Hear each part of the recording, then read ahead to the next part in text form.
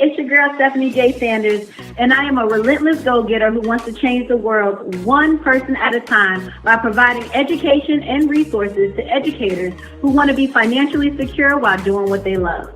You see, at age 24, my whole world was taken from me by someone else's perception. I couldn't afford heat, so I took cold showers. I couldn't afford a bed, so I slept on the floor. I worked every day of my good job, but my struggle was real.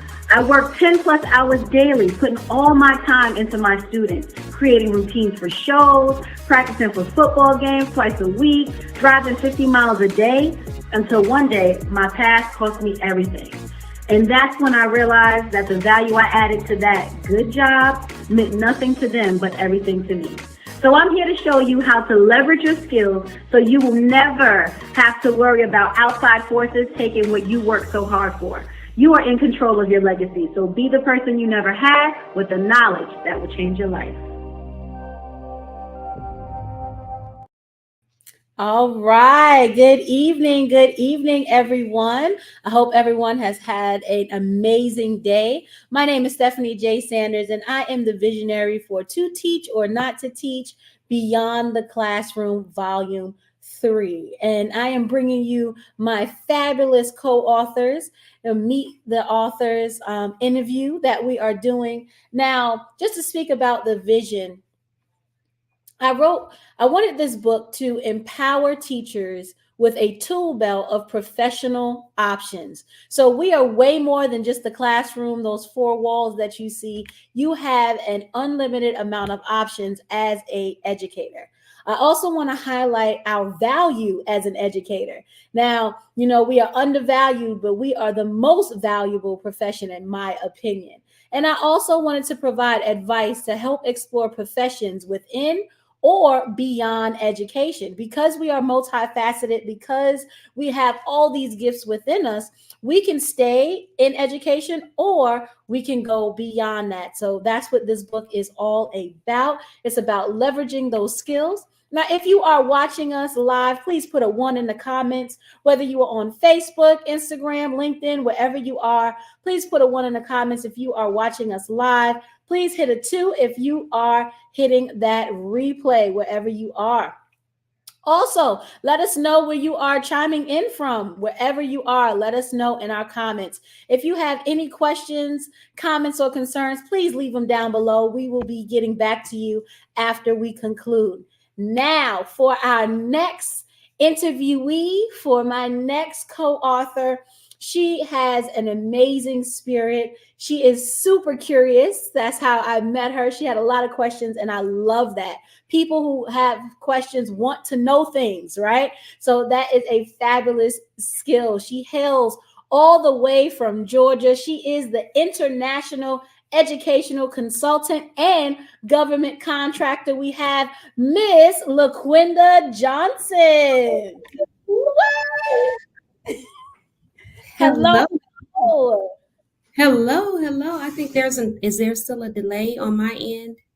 Yes, there is. Okay. What about now? Okay, try to move or say something for me. Hello, family. Okay, still a slight delay here. Okay. We do hear you. We do see you. We're going to just have to keep up with you today. Okay. All righty. I'm all for it. All right. Awesome. So please let us know more about you. What grade levels have you taught? And how long have you been in education? First and foremost, I want to start off by saying it is truly a pleasure to be here. Thank you so much for this opportunity. I was a classroom teacher for 13 years, teacher of the year, middle school, 6th through 8th grade. Wow, middle school. Now we had an author on, bless your hearts, middle school. High school all day, baby. Yes, middle school. I love middle school. Nice. We need more middle school teachers. So what are your thoughts on why teachers should go beyond the classroom? Well, my opinion as far as why teachers should go beyond the classroom is just having that opportunity to have a sense of flexibility I know that for myself, that is something that truly has been instrumental for me, because also not only am I no longer in the classroom, I am a homeschooling mom. So just having that flexibility to take charge as it relates to my child's education is key, essential for me. So. Mhm. Nice. Now, you mentioned you're a homeschool mom. Do you think you have an advantage because you had 13 years in the classroom? Now that you're homeschooling, is it a big difference from the classroom to homeschool? Can you tell us a little bit more about that? It is a big difference due to the fact that my daughter, she is in elementary. So my hat goes off to any elementary school teacher. Uh, oh yes, my hat goes off because that's an area right there. Everyone talks about middle school, but elementary, yes, it is different, as far as everything that I am working on with my daughter. So it is different. Did you say something last? I think it cut off just a little bit at the end. Oh, After we cut working off. with the daughter. Yes. Oh, okay. So I was just saying that it is a difference as far as just the skills, everything that she is being taught. It's different. So between, homeschooling, doing what you do, why did you want to be a part of this project and how has it been so far? I wanted to be a part of this project because when I have a checklist, and there are certain things that I wanted to check on my checklist. So one being, internationally known, one being homeschooling. Then the next item on my list was to be an author. So that is something that truly was the next step. So I feel like it was every time has a season. So was my season. So that is ultimately why I wanted to join this venture, this project, because I had a story to tell. I had something to share, and we all are aligned, and it worked out just fine, just fine. Now you hear that I have a story to tell, I have a story to tell, right? Everybody has a story, but why should they read this book? What is it about this book that educators need to know, or why would this be a great addition to have? This would be a great addition to have due to the fact that it is all walks of life as it relates to the educational sector. So, with the stories that are being told, it's coming from different perspectives. Individuals still in the classroom as well as outside of the classroom, how you leverage everything. So, therefore, that is something that is different. No one is having that conversation. No one is having that conversation. I feel like we are so stuck within, these four walls, and that's the only thing that we know. We don't know anything else. So now reading these stories, hearing these stories, saying, "Hey, that's me." You will be able to resonate with individuals within the book.